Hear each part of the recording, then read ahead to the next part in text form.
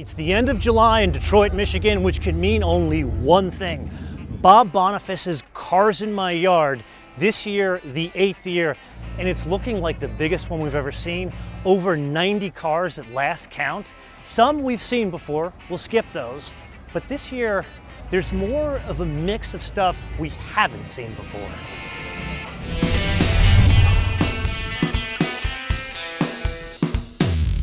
So this one technically has never been to this show before, but you guys have seen this car before. It is a 1974 Camaro Z28, but that is not why it's special. John, come on in and let's show them why it's special. This car is still in the care of its original owner, and you guys know that original owner. This is owned by none other than the engine god, the chief engineer of the Viper, Dick Winkles. And the story goes as follows. Dick worked in a grocery store to save all his money in junior high school and high school, and he saved the grand total of $4,444.79. That is the original window sticker, at least a copy of it. And he bought this brand new while he was still in high school. 50 years later, he has never sold it. The only thing, John, let's show him the stripes on the car. Look at the front in particular, where it says Z28. This is the only thing he paid extra for. This was an additional, you ready for this? $77. He likes to joke around that this car has followed him around for 50 years. So now I mentioned to you, there's stuff here that hasn't been here before. This year, there's a lot of this, which is pre-production prototypes, captured test fleet, whatever car manufacturers use to describe these cars that are not currently in production. Now, between you, me, and the lamppost, I've never seen this on the roads in the US, and something tells me this is not meant for this market. I'm guessing the Chinese market. John, let's press on to something completely different. I would say from the late 60s, and this is this stunning Imperial over here. Now, I have a very ugly date this year. I will introduce you to my date a little bit later in this episode, but my date and I were ogling this vehicle because it's different. John, come around to the side and show them the proportions of this.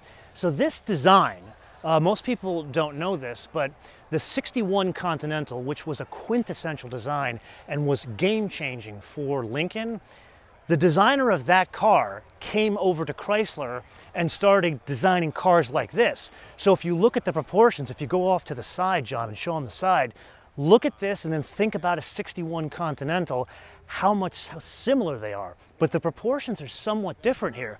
Number one, take a look at the length of the vehicle.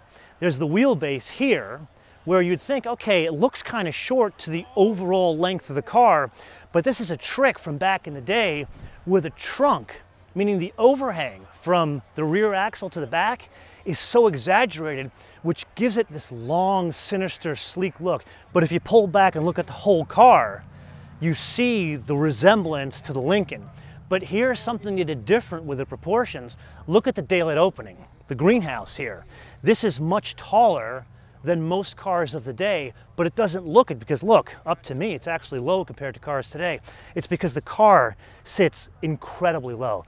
This stunning design, look at the interior here, very period color, I would say, but these, I don't think they get quite their due yet. This, just a beautiful, timeless design, especially now. And then something very different. You look at this, and what do you think this car is? Let me guess. An Acura Integra, a Honda Civic? Technically, no. That is a Rover. You guys may or may not know of Richard Truitt. He works for Automotive News. Fascinating guy, knows everything about British cars, and he has a bit of a disease in that he collects orphans like this, and he brings them back to life. He's done this with a number of Stags. This is why I've got on with this guy quite well. This is his current driver because he just sold an absolutely stunning Stag. Say that fast 5 times, stunning Stag.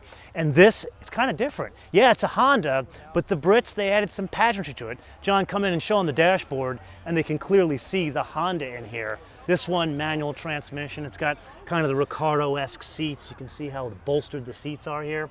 But instead of a sunroof like the Honda or the Acura's had, this has almost like a Targa roof, a T-bar roof that comes out, and this is the man himself. I'm touching your car. Touch it, sit in it, breathe on it. Richard Truitt, How this man literally rescues British cars. I don't want to say for a living because no one pays him for that. His wife yells at him because he probably loses too much money. So tell us, what year is this? It's a 93 Rover 220. A lot of people think of Rover as Land Rover, right? In the 90s, Honda and Rover partnered for a bunch of cars. This is one of the Honda Rovers. So it's got 4th gen Civic bones in it, but a Rover motor in the interior. So tell me, how did you get this car here? I bought it, I looked for 6 years so I could find one that nice. This is why he has gray hair. And I paid 7,000 pounds for it. What any crappy used car goes for anymore. That car's great too. I mean, it's got 50,000 miles on it, it runs like a new car. Tell us, how much did you sell your Stag for, the one you recently sold? Sold it on Bring a Trailer for 25 grand. And which engine did it have in it? It had a TR6 engine in it. Okay, so it wasn't the original. No, it wasn't original, but it was an engine that would run and provide decent performance and not overheat and fly apart like Stag engines do. Okay, sir, thank you so much for this. We'll talk more a bit later. Sam, good to see you. You probably read this guy a lot. This guy knows everything about basically all cars in the car industry. See you later, Sam. So this car I have to show you because this is my payment to my cameraman, who's also one of my very good friends for many years here. Actually, he has a badge and carries a gun, so that's all I'm going to say about him. This car, he has one of these, but his isn't as pretty as this. And you're looking at it and you're saying, why is it different? Yeah, it's a Mustang Fastback. Someone repainted it and put different wheels on it, but notice the bumper, or really lack thereof. And we were looking at it and trying to understand what happened. My guess is they took the original bumper off the car, made a buck, and then created this air dam with the shape of the original bumper. So it looks like you theoretically could put the original bumper back on, which is a neat trick. You probably couldn't, but this, the details work in this car. That's why it stands out so much. So this has never been here before, but you've seen this car before. Is it special because it's a Camaro? No. It's special because of who drives it. You guys have met Tony Roma. He is the chief engineer of the Celestiq, as well as Cadillac V-Series cars. This is his personal car. It has something like 850 horsepower, and his wife has desperately pleaded with me to say, it's for sale. She'd like it to go away. Anyway, let's press on over here. The reality is I've always loved these. Why have I loved them? Take a look at the design. John, walk around the car and show them this. It's such a natural, European, simple design, but at the same time, it's got the right proportions. It's elegant. It has just the right amount of satin chrome finish. But this one stands out because it has a unique roof setup.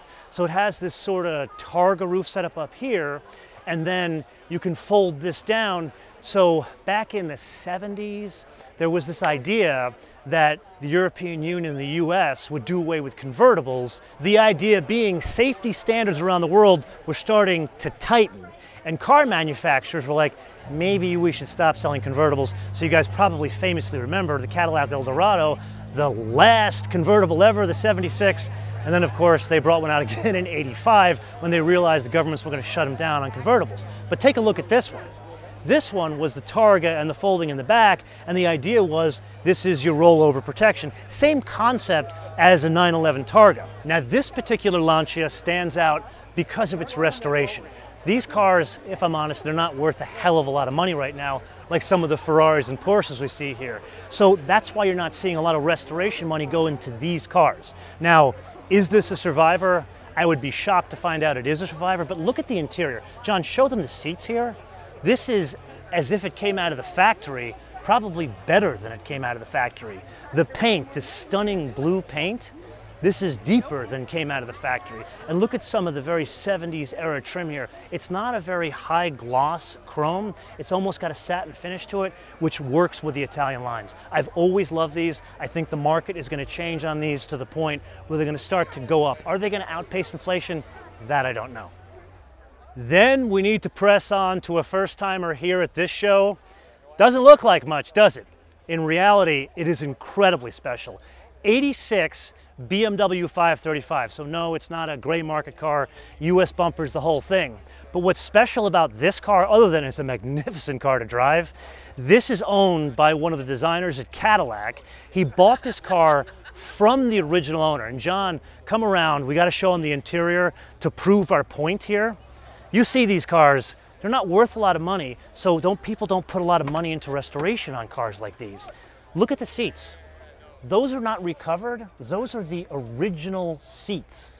Joe, who owns the car, tells me that the original owner had the seats covered in the sheepskin.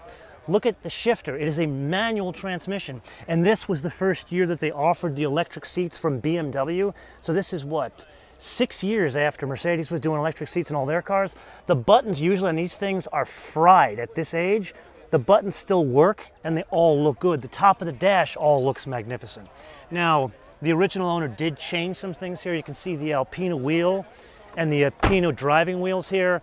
You guys have probably heard me say the term success leaves clues. Well, a car that is original, it's only original once, there are clues for that. Look at the engine here. It looks as if it came out of the factory, what, 2 years ago? And even a little detail here. From the factory, it had this arrow here that points to where the hood release inside the car is. I would much rather have that in today's BMWs rather than having to pull the hood release twice. And now for something completely different, an Oldsmobile. This 1958, obviously very period with the color, but this, it's not about it being a 58 Oldsmobile, or really even about some of the details of this car in the color or the trim on the inside. Now this one has an interesting story, the Super 88. Back when the car was in the design studio, they were working on the details, the chrome details, because that was the thing in 1958. So they came up with a couple of different competing options. We'll put chrome here, put chrome here, put chrome here. But the design boss was like, hey man, you got a deadline, you got to get that thing out to the courtyard so I can check it out and see the different choices. So they needed to rush. They put all of the disparate chrome options onto the one model car and then rolled it out there. And before they could pull off the different options, the design boss comes out, look at it from plan view, so down in the car, and he was bowled over. He was like, you knocked it out of the park. We're going with that. And they're scratching their head and like, what do we do? And they ended up keeping all the chrome options, and that's why this one is bathed in chrome, and I would argue stunning to look at. So I believe this is a first here at Bob's Car Party, a Volvo. Definitely a first for a 240. This one, if you look closely, it's got the wheels from a 240 turbo. John, why don't you show them the wheels down here? Which I remember back in the day, I thought they were badass, but look at how small they are compared to cars today. But if you look deeper into the car, specifically on the inside, John, why don't you show them the interior? This one has the upgraded velour seats, and it's got the factory sunroof, which tells me it's probably the upgraded GL. And I love what they've done here, where they put the kayaks on top. And that brings us to an inflection point here in life.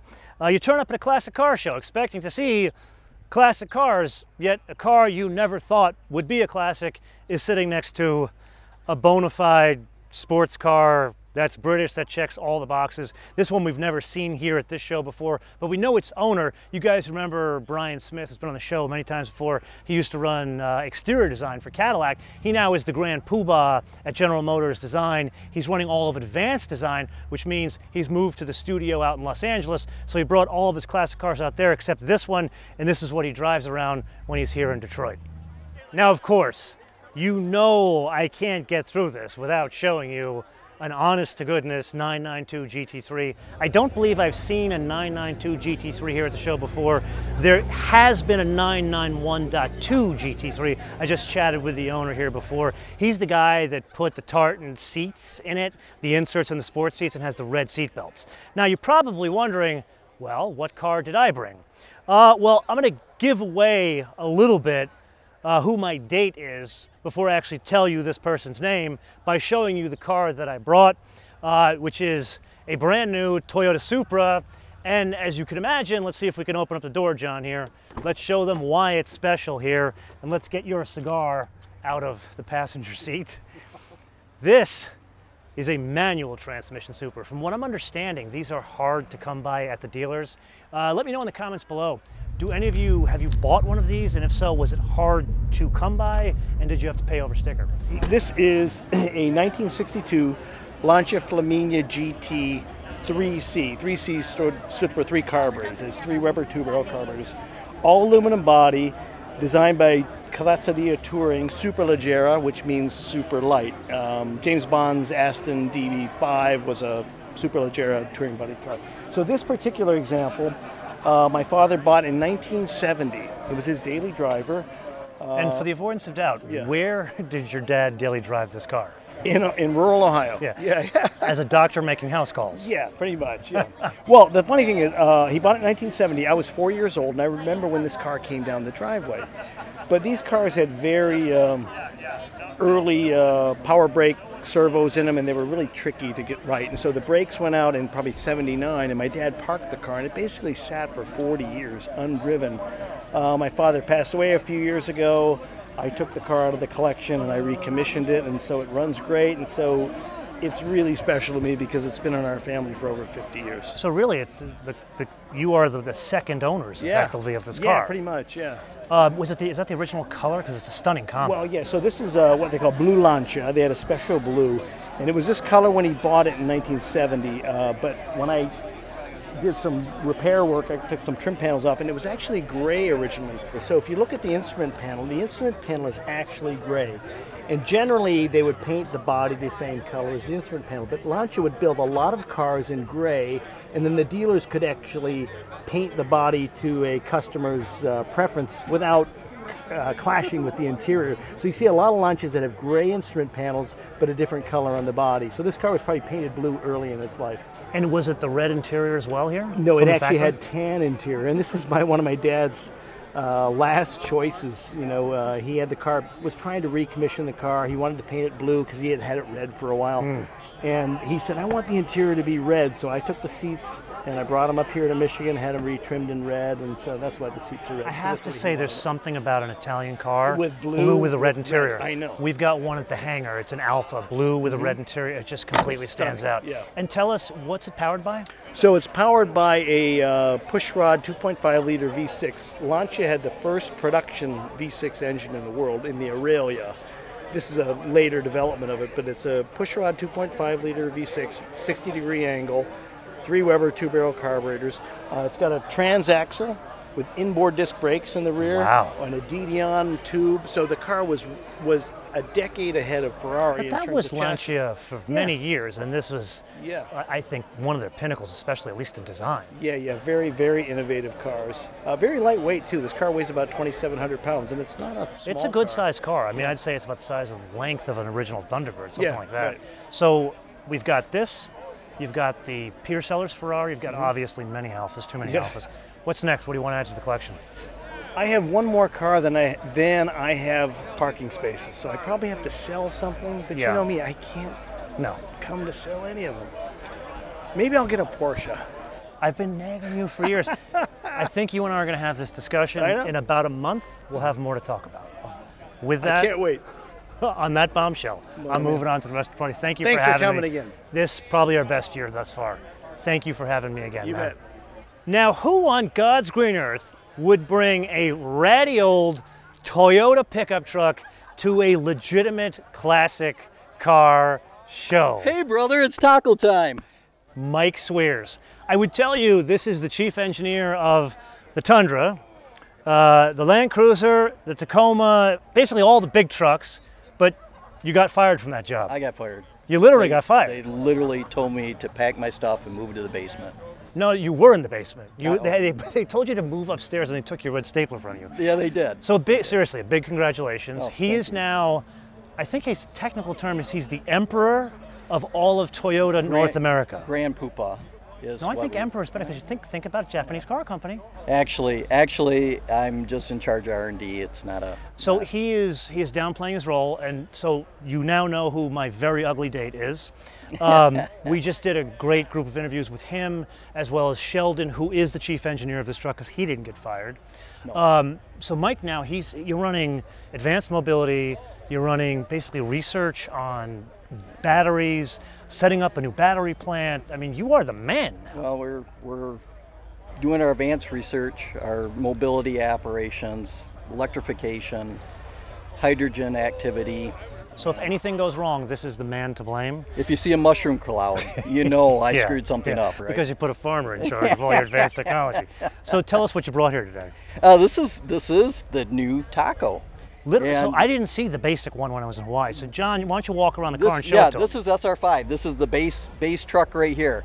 Because not only did I bring a truck to a classic car show, I brought a base truck to a classic car show. So long and short of the story, this is one of the, I think there's one, two, there was 4 captured test fleet vehicles here, Yes. and this is one of them. So huge thank you to bring this. And I want to point something out before we press on from Mr. Swears. Look at his shirt. It's Land Cruiser, It's baby. a Land Cruiser, and you guys don't know this, but I think, what, 3 days, 4 days? Something interesting is happening. Some announcement's going to be made. Okay. Until, what is that, Tuesday? Tuesday will be the announcement. But now we're going to go see a Ford. I'll see you later. See ya. Okay, so from a Toyota to a Ford, this is going to be the last of the pre-production captured test fleet that we're going to feature here at Bob's Party for 2023. This one, you guys know I have a huge amount of respect for Mustangs. This is the Black Horse, so this is basically full tilt, full power. This one is a manual transmission. Here's the thing. Beautiful car. Like, John, come around this car. Show them the Grabber Blue. This one's got the stripes on it. That is one of the options you can have fitted to this car. This one is fitted with the factory Recaro seats in it. I mean, it's effectively the, in terms of design, the general shape is from the 2015, which I think was a seminal design for Mustangs. But what they've done is they've kind of made it more purposeful. Come back here, John, and show them the spoiler here. They've, I don't want to say cleaned up, they've just reinterpreted the rear end of the car. It doesn't really have that Aston Martin look to the back like it used to. It's more angular. Basically, there's more tension in the design, I would say. This is a question for me. You know, again, I'm not a Ford guy, but I respect Mustangs. At 40 grand, maybe 50 grand with a performance pack on a really good day. But I did a build of this online. This is encroaching on 80,000 US. So this is what I'm going to turn around a question to you guys. Is that too much for a Mustang? Because, you know, turn around here, show them, John. We got a Corvette convertible over here. That same $80,000, you can buy that Corvette. It's not a Mustang, it's a Corvette. Comments below. Doing a little competitive George? intelligence? Always. So be honest with me. Yeah. What do you think? I think it's a masterpiece of engineering. I really do think they threw everything they know at it. It's a collection of probably 20 years worth of ideas in one machine. So respect to the general. Now, most people know you as a designer. Yes. Some people know you as you can shoot. Have you driven this? Well, the base one, not the Z06, which I hear is quite amazing. And okay, so the base one, what do you think? It's pretty good. It's really linear. It almost doesn't feel like a mid-engine car. It feels very neutral. Yeah. Very balanced. It's got beautiful sound to it. Okay. Yeah, it's very So tight. this is a very honest Yes. third-party opinion of an icon. I mean, there's no other way to put it. So this is what, our 8th year doing this? Yes. I've done a count. We got 95 or almost, I think, 100 cars since we started the video. What do you think of this party so far? It's unbelievable. To me, it proves that, you know, people think of Detroit as American Iron. Yeah. And I think it's a melange of cars from every single continent, every brand you could imagine is here. Cars that are 70 years old, cars that are 1 year old. Yeah.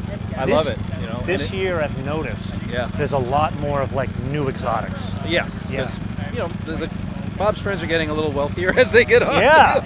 So they're buying some cooler stuff, but the eclectic nature of the cars, and the coolest thing about this community, it's 1 degree of separation. Everybody knows everybody. They all want to see what you got this year, what you did Yeah. over the winter. So it's a great dynamic. And did you notice we've had, I think this is the most captured test fleet vehicles we've had at this event. We call them M plates. And well, yeah, okay, every manufacturer has a different name. Yeah. We had a Tacoma, we got a Chinese market Ford EV, Yeah. we got a Dark Horse Mustang, and I think there was one other that I didn't notice. I forgot. was too busy drinking Yeah. and having pizza. Yeah. I mean, there's a lot of Porsches. Did you see all those Porsches? Yes, I love Yes. me a Porsche. I Every love designer me a- I know loves Porsches. Every designer loves a Porsche. Hey, man, brother, great seeing you again. All the best to you. Okay, I'll see you next time in Detroit. Okay, and there it is. Bob's 2023 Cars in My Yard Party. And this is the point of the episode. Return around to you guys to opine in the comments below or via our social media, MotoMan TV, all word, MotoMan TV, all word, Facebook, Twitter, and Instagram.